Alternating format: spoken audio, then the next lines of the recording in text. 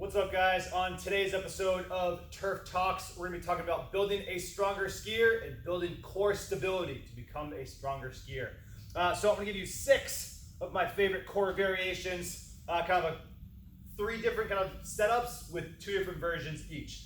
So when you think about stability, again, defining stability as the ability to resist force. If you think about my core action, it's to do all this stuff. It's to flex, extend, rotate, and laterally flex, but I don't need my core to really do that when I'm skiing. What I need it to do is help me resist force. So if I can keep my core nice and still and kind of hold on through all these different turns and jumps and landings, the rest of my body is going to be able to be nice and still. So if you think about my legs kind of as my shocks absorbing force, my core needs to be kind of this rock hard just pillar to help keep my body nice and still, as opposed to like my legs absorbing force and then my upper body kind of just getting thrown all over the place. So if I am kind of flailing all over the place, I'm not going to be in control, right? So I need to be able to control my core so I can control myself when I'm skiing. So our first 2 movement patterns are going to be a loaded carry.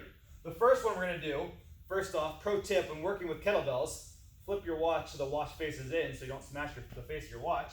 The first one we're going to do though is a loaded front rack carry. So we're going to get the kettlebells up nice and tall, keep the horns touching. With the weight in front like this, it's going to try and pull me down into flexion. I'm going to use my core to fight that movement and then brace and keep my chest up nice and tall. And all we're going to do is just kind of walk around a little bit. So typically I like going for anywhere from about 30 seconds, but just kind of these loaded carries to help keep our core nice and still.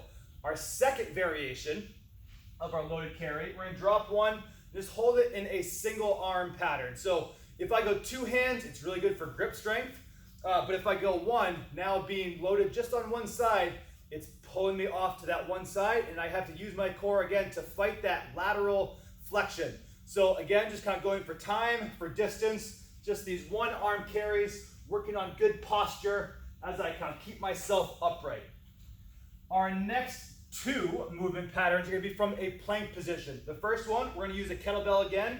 I'm going to get set up in a high plank position, essentially just a push-up position, and we're going to do a kettlebell pull through. So in my push-up position, I'm going to go a little bit about, we'll call it shoulder width stance with my feet. I'm going to lift one hand, pull the kettlebell across, and then place it down. So I'm reaching through, pulling it across, placing it down. And so you notice how you should be able to balance a glass of water, a beer, whatever you want, whatever's going to motivate you on your back. A nice big plate of spicy cheese fries. So what I don't want to see is kind of just moving back and forth and rocking. So, because that's no longer stable, right? So I need to be able to keep the body nice and still as the weight kind of shifts from side to side. Our second plank variation, we're going to grab our trusty stability ball, get set up again in this plank position. Hold it just like so, and we're going to do stir the pot. So I'm going to go clockwise and then counterclockwise. And this whole time, I'm keeping my abs nice and tight. If you look at my arm action, just like I have a spoon in my hand, and I'm trying to stir the pot one direction and then the opposite direction. Our final movement, we're going to grab a bench off screen. And we're going to do 2 different side plank variations. So the first one, also great for knee strength, both of these actually. We're going to get set up with our hand on the ground. The easier version is going to be with our foot on the ground.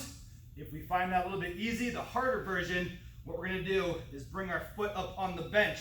And we're going to hold this star plank, this side plank. And so again, my whole side is kind of engaging, trying to make sure my hips don't drop. The other version I like loading up on this is instead of that bottom leg, we're going to take that top leg and extend just like so. And now I'm using all of these adductors to help stabilize my knee, stabilize my core, and hold this position right here. So again, those are my 6 favorite core moves for building a stronger skier. We have our star planks, our Copenhagen planks was that second one, our stability ball stir the pots, our kettlebell pull acrosses, our front rack loaded carries, and our single arm loaded carries. If you want to see how these are integrated into a program, head on over to adventureathleteperformance.com. I'll catch you guys later.